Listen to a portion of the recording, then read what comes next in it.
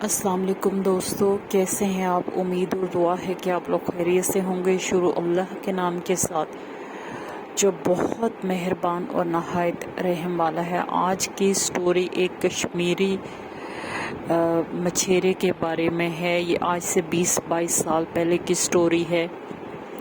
कोटली से आगे कश्मीर का ये एक सेक्टर है जिसका नाम बलोच है, वहाँ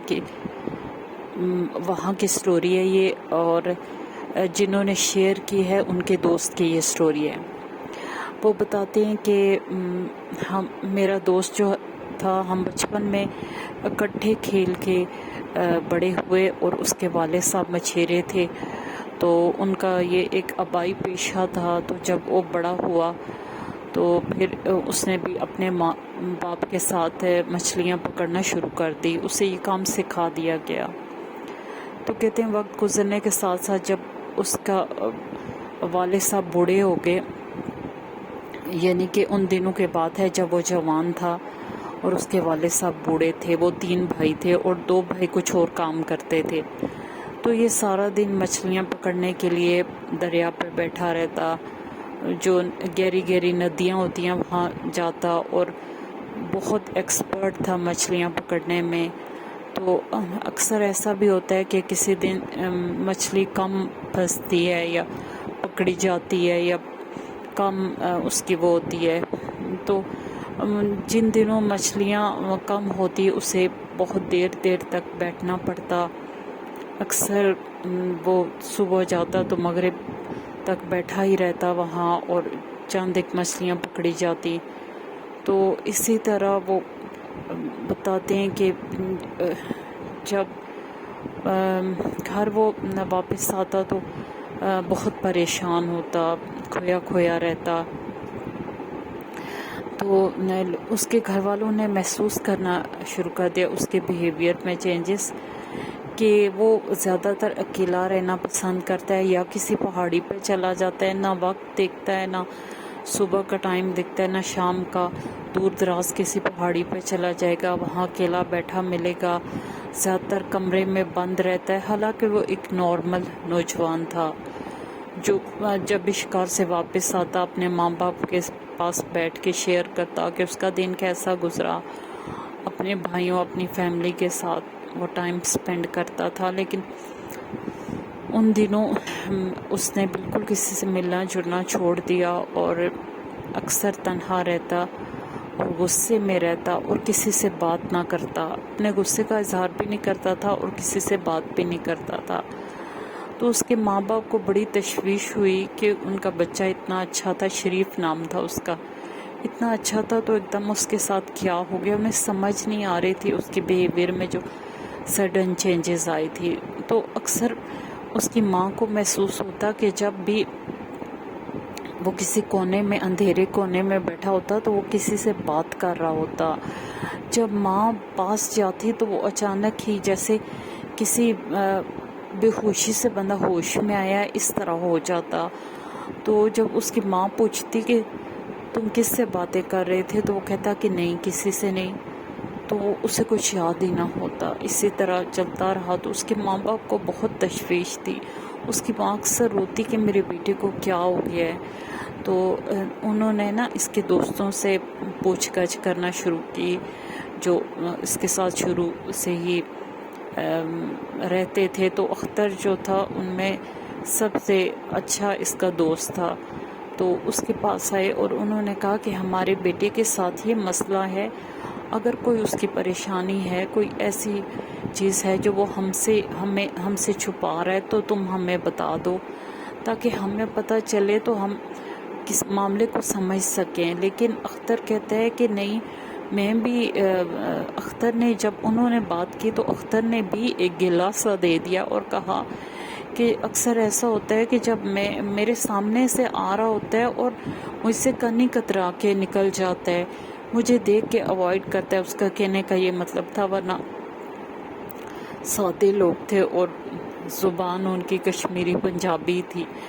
तो वो कहता है कि मुझसे छुपता फिरता है, पता नहीं क्या हो गया उसे। मैं तो सोच रहा था कि मैं घर आऊं और उससे बात करूं, इस नाम में आप आ गए। تو مجھے واقعی نہیں پتا کہ اس کے ساتھ کیا ہوا ہے. ہاں میں اس کی یہ تبدیلیاں دیکھ رہا ہوں تو اس کے ماں باپ اور زیادہ پریشان ہو گئے. اس کی ماں بہت روتی تھی. وہ کہتی تھی کہ ہائے میرا بیٹا، میرا جوان بیٹا، اللہ جانے کس کی نظر لگ گئی ہے. اور پھر ایک دن جو اس کا باپ، وہ بیچارے غریب لوگ تھے، ان میں اتنا دینی شعور بھی نہیں تھا. اگر انہیں ہوتا تو وہ ضرور جو ہے وہ سوچتے کہ اس کے ساتھ یہ جناتی معاملات بھی ہو سکتے ہیں، یہ بھی مخلوق ایگزسٹ کرتی ہے. تو اس کے باپ نے ایک دفعہ اسی طرح مسجد میں گیا اور دعا کر رہا تھا اور رونے لگا. اور مولوی صاحب نے پوچھا کہ کیا ہوا ہے؟ تو کہنے لگا کہ اس طرح مولوی صاحب میرا بیٹا بہت بیمار ہے، پتہ نہیں اسے مرگی ہو گئی ہے یا کیا ہو گیا ہے. تو مولوی صاحب نے پوچھا کہ اسے دورے پڑتے ہیں؟ تو کہتا ہے دورے نہیں پڑتے، اس طرح نا وہ ایسے اکیلی جگہوں پہ بیٹھا رہتا ہے. تو پھر مولوی صاحب نے اس کی سارا پوچھا کہ وہ کیا کام کرتا ہے، کس طرح کیا. تو اس نے کہا اس طرح مچھلیاں پکڑتا ہے اور بہت اچھی مچھلیاں پکڑ کے کمائی کرتا تھا. تو اسی طرح جب گھر آیا تو مولوی صاحب کسی حد تک اس مسئلے کو سمجھ کے کہ ہو سکتا ہے، انہوں نے اس کے باپ سے ذکر کیا کہ ہو سکتا ہے کہ جنات کے اثر میں آ گیا ہو. تو اس کا باپ ڈر گیا. تو کہتا ہے مولوی صاحب یہ آپ کیا کہہ رہے ہیں؟ تو مولوی صاحب نے اسے سمجھایا، اسے بتایا کہ وہ بہت الٹریٹ لوگ تھے. اسے بتایا کہ اس طرح جنات انسان کو بسس کر لیتے ہیں ایسی پہاڑی علاقوں میں جہاں ہم رہتے ہیں، جہاں جگہ جگہ پانی کے چشمے، پہاڑ ہیں، اور اس کا کام بھی ایسا تھا. تو جب مولوی صاحب بہت دیندار اور بہت ہی نیک ہستی تھے، تو انہوں نے کہا کہ میں اپنے بچے کو مسجد لے آنا تو میں اسے دیکھوں گا کہ اسے کیا ہوا ہے. تو اس کے پریشان باپ نے کہا کہ ٹھیک ہے. تو ایک دن گزرنے کے بعد اس نے بیٹے سے کہا کہ بیٹا، اس نے کہہ دیا کہ آؤ مسجد چلتے ہیں. تو اس شریف نے فوراً انکار کیا، کہتا ہے میں مسجد نہیں جاؤں گا. تو غصے ہو گیا باپ سے، اس کی آنکھیں ریڈ ہو گئی. کہتا ہے تو جا. اپنے باپ کو وہ تو تکار سے بات نہیں کرتا تھا، اس نے کہا تو جا. تو باپ کو بہت حیرت ہوئی کہ میں نے اتنی بات کی تھی کہ مسجد میں چلو، ابھی آگے انہوں نے کوئی بات ہی نہیں کی تھی. تو اس نے غصے سے کہا کہ تو جا. اور غصے سے اس کا چہرہ لال ہو گیا، آنکھیں لال ہو گئی، اور اس کے منہ سے ایسی آوازیں آنے لگی، گراہٹ جیسی آوازیں آنے لگی. تو اس کا باپ فوراً ہی سمجھ گیا کہ جو مولوی صاحب کہہ رہے تھے وہی صحیح بات ہے. تو اسی طرح وہ غصہ کرتا وہ گھر سے نکل گیا، اور گھر کے آگے پیچھے پہاڑیاں ہی تھی، بس کسی پہاڑی کے پیچھے چلا گیا، نہ اس نے ٹائم دیکھا نہ کچھ. تو وہ اس کا باپ بھاگا مسجد میں گیا، مولوی صاحب سے کہا کہ مولوی صاحب اس طرح میں نے اسے یہ بات کی. تو وہ اتنا غصہ ہو گیا، اور مجھے لگتا ہے کہ ایسا ہی ہے، کوئی کسی چیز کا اس پہ اثر ہو گیا.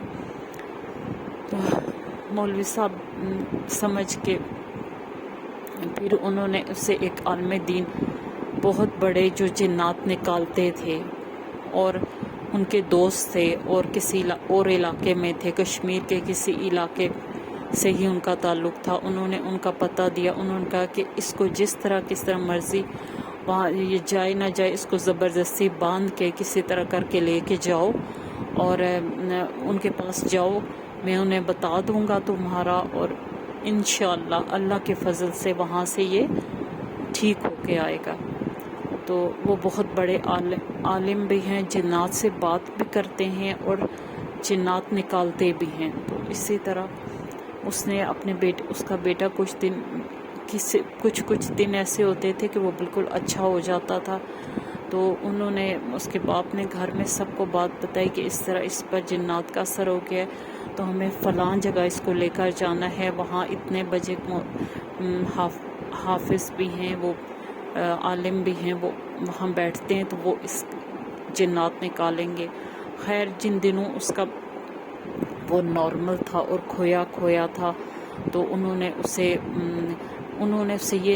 نے کہا کہ آج ہم جا رہے ہیں، ہم بھی جا رہے ہیں، تمہارے بھائی بھی تو تم بھی آؤ فلاں. انہوں نے بالکل نہیں اسے بتایا کہ تمہارے علاج کے لیے جا رہے ہیں. خیر وہ ان کے ساتھ چلا گیا.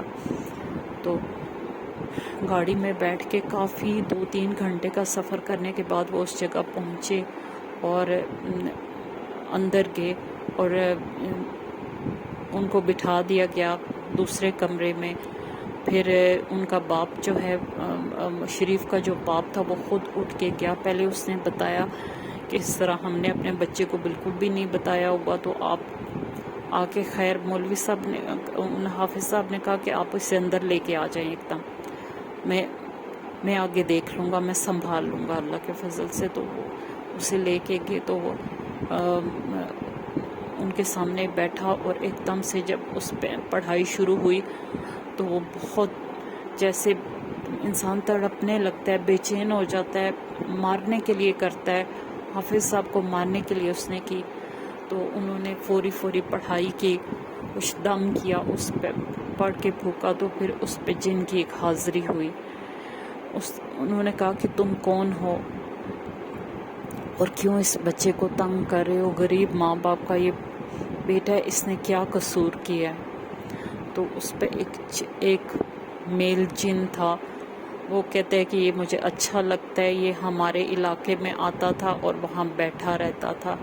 وہ وقت ہمارا ہوتا تھا اور ہم وہاں آزاد ہوتے تھے, تو یہ ہمارے درمیان آ کے بیٹھتا تھا. تو میرا اس سے دوستی کرنے کا دل چاہا تو میں یعنی کہ میں نے اس کو پوزیس کر لیا یا میں اس کے اندر آ گیا.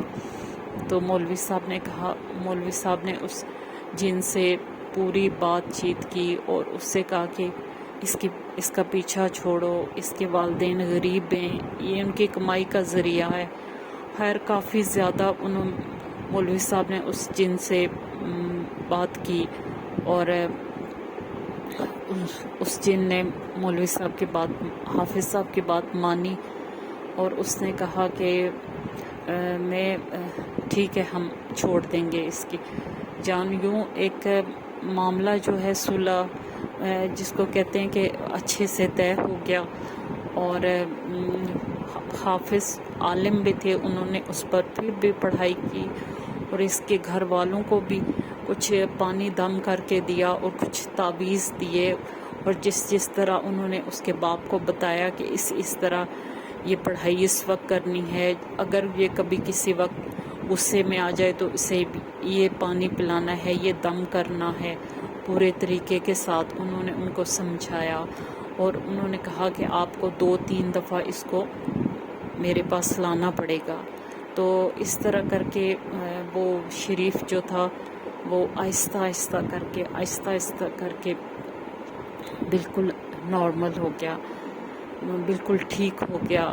اختر بتاتے ہیں کہ وہ ہمارا دوست بالکل پہلے جیسا ہو گیا. اور جب اسے گھر والے بھی اسے یاد کراتے کہ اس نے کس طرح وہ دن گزارے اور اس نے اتنا بیچ کا ٹائم کس طرح گزارا, تو اسے بالکل بھی یاد نہیں تھا کہ وہ کیا کرتا تھا. اور وہ راتوں کو اٹھ کے پہاڑیوں پہ چلا جاتا تھا اور گھر والوں پہ غصہ کرتا تھا اور بدتمیزی تک کرتا تھا, اسے بالکل بھی یاد نہیں تھا.